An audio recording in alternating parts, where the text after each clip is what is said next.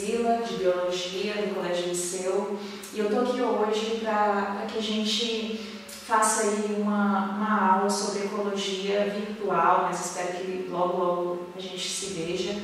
E eu sugiro que vocês façam aí, assistam a essa aula com o caderno em mãos para vocês poderem fazer as anotações correspondentes, ok? Bem, hoje a gente vai falar de ecologia, né, como vocês podem ver pelo título, e antes de falarmos de ecologia, tem que falar o conceito, né, gente? O que é ecologia?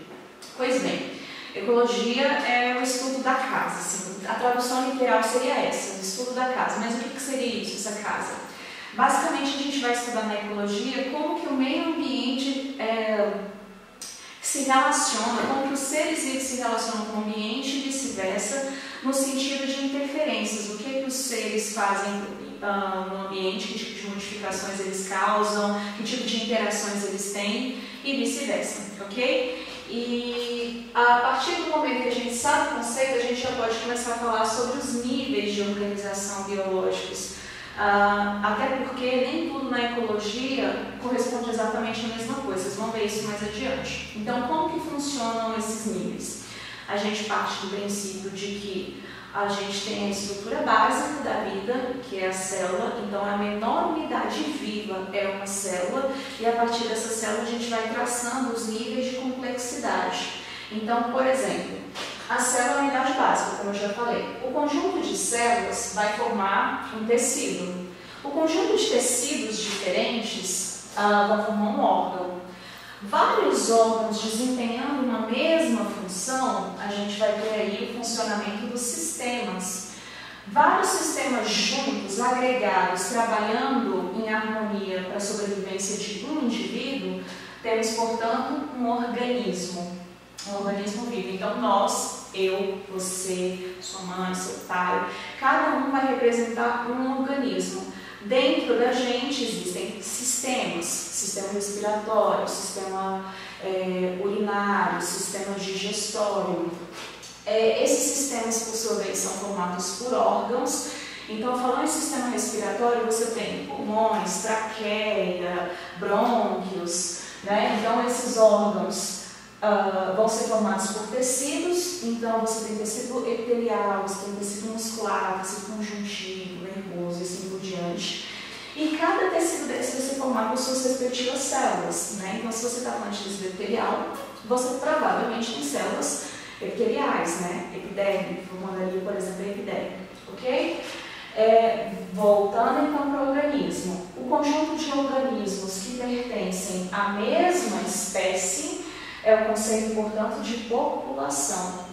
O conjunto de várias populações diversas formam uma comunidade, e várias comunidades coexistindo sob determinadas condições ambientais, e aí eu já estou considerando o meio ambiente, a gente tem o ecossistema, ok? O conjunto de todos os ecossistemas da Terra formam, portanto, a biosfera. Então, a biosfera é essa camada viva da Terra, formada por plantas, por animais, por água, enfim. Então, a biosfera é o conjunto do todo. E nessa superfície terrestre, biosfera, você tem vários tipos de ecossistemas. Você tem ecossistema terrestre, ecossistema aquático, e a gente também vai falar disso adiante, ok? Espero que tenha ficado claro aí os níveis de organização.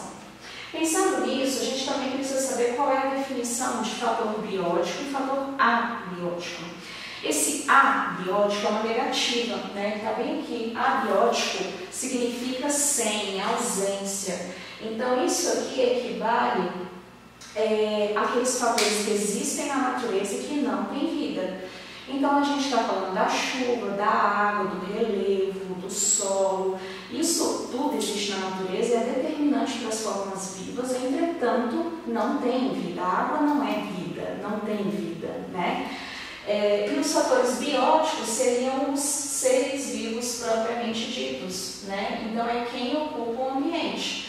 Então, você tem desde seres microscópicos, pequenininhos, até seres gigantes, como um elefante, uma girafa e assim por diante, ok?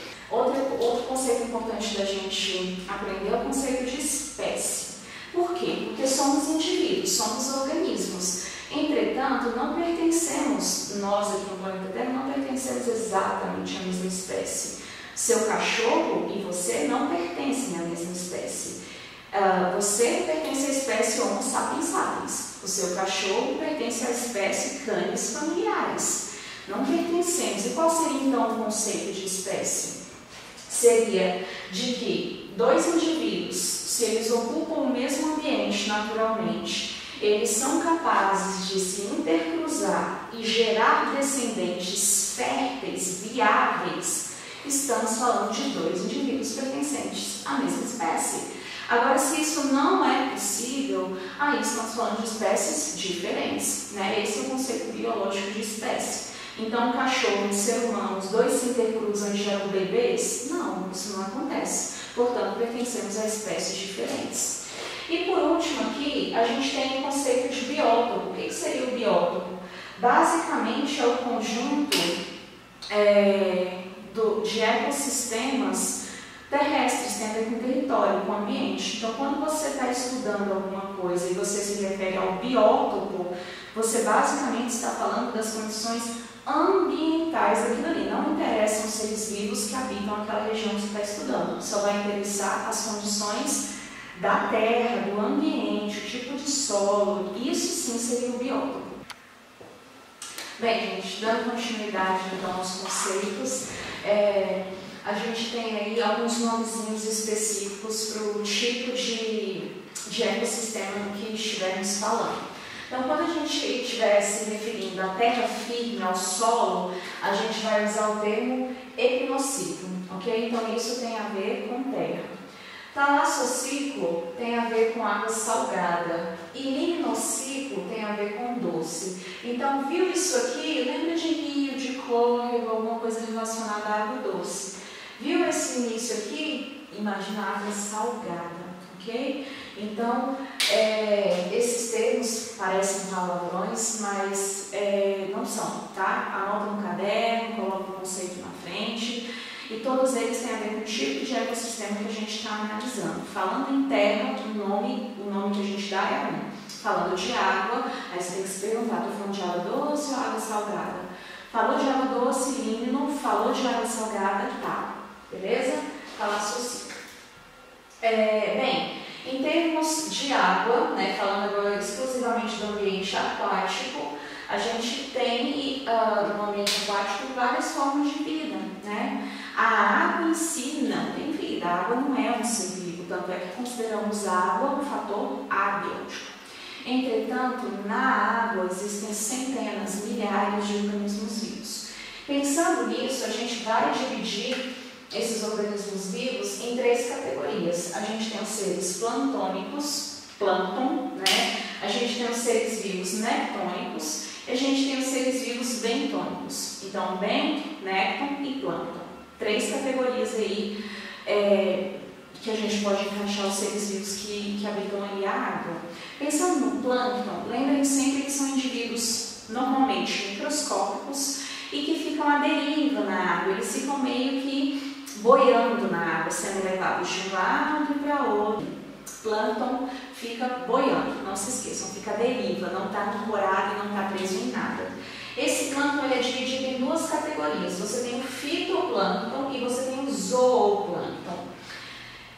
Falando em fitoplâncton, lembra daqueles organismos microscópicos que ficam boiando na água e que são capazes de realizar o processo de fotossíntese. Enquanto que aqueles indivíduos que ficam boiando, à deriva, na água, mas que não são capazes de fazer fotossíntese, eles são, portanto, heterótrofos.